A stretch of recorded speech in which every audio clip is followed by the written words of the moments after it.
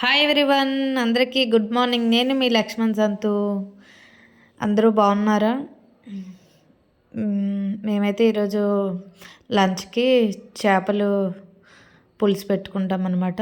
చూడండి, చూపిస్తున్నాను. నేను చేస్తున్నవైతే ఓన్లీ 8లో మాత్రమే దొరుకుతాయి ఆ చేపలు, సూరంగులు అనమాట. మేము మార్కెట్కి వెళ్ళి ఐస్లో చేపలు కొనుక్కోవాల్సిన అవసరం ఉండదు.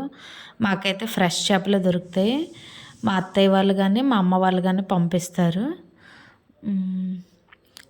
ఈ చిన్న చేపలు దగ్గరగా చింతపండు రసం పెట్టుకునైనా లేక తరమంచారు పెట్టుకున్న టేస్ట్ అయితే అదిరిపోతుంది. నేను చేస్తున్న చేపలు అయితే సూరంగులు అనమాట వాటి పేరు. నాకు ఎలాంటి ఇబ్బంది లేదండి. ఏ రకం చేప అయినా నేను ఈజీగా ఇంటి దగ్గరే చేసుకొని పులుసు పెట్టుకోగలను.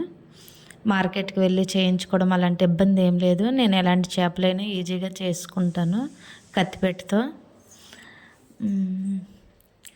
చేపలు చేయడం అయితే అవుతుంది.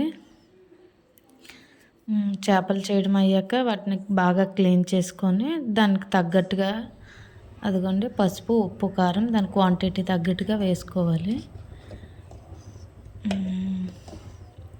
వేస్తున్నాను సాల్ట్ అండ్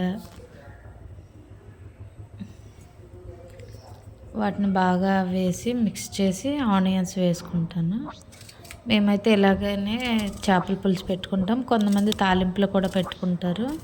ఫస్ట్ ఉల్లిపాయలు అన్నీ వేసి ఆయిల్లో బాగా వేయాక మేమైతే ఇలా డైరెక్ట్గా పెట్టుకుంటాము.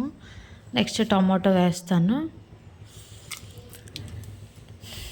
ఎవరికి ఎలా ఇష్టం ఉంటే అలా చేసుకోవచ్చు. మేమైతే ఇలానే చేసుకుంటాము. డైరెక్ట్గా చేసుకుని స్టవ్ మీద పెట్టుకుంటాం. ఇప్పుడు నెక్స్ట్ అవి బాగా గ్రేవీలాగా వచ్చాక అప్పుడు దాంట్లో చింతపండు రసం వేసుకుంటాం అన్నమాట. కొద్ది బాగా దగ్గరగా అయ్యాక అది ఉండాలా. ఇప్పుడు చింతపండు రసం రెడీ చేశాను. రసం వేసుకుంటాము చారులోను చేపల్లోనూ.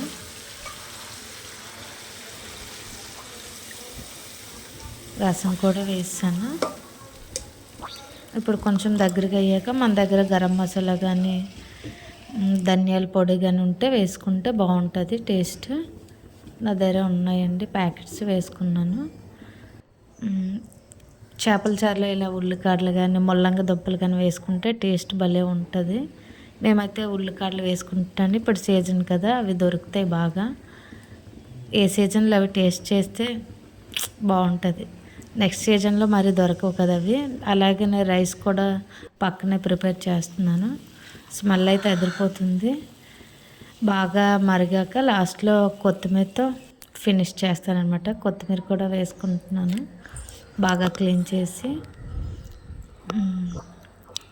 చికెన్లో కానీ ఇలా చేపల చారులో కానీ ఏ దీంట్లో కానీ కొత్తిమీర వేస్తే సూపర్గా ఉంటుందండి. ఆ స్మెల్కి తినేయాలి అనిపిస్తుంది. అది ఏ ఫుడ్ అయినా. స్మెల్ అయితే అదిరిపోతుంది. ఫైనల్ అయితే కొత్తిమీర కూడా వేసాను.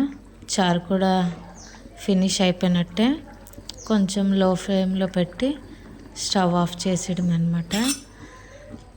ఓకే అండి, అందరికీ have a nice day. Keep smile everyday. అందరికీ హ్యాపీ ట్యూస్డే. మేము లంచ్ అయితే చేపల పులుసుతో ఫినిష్ చేస్తున్నాం. Okay, bye.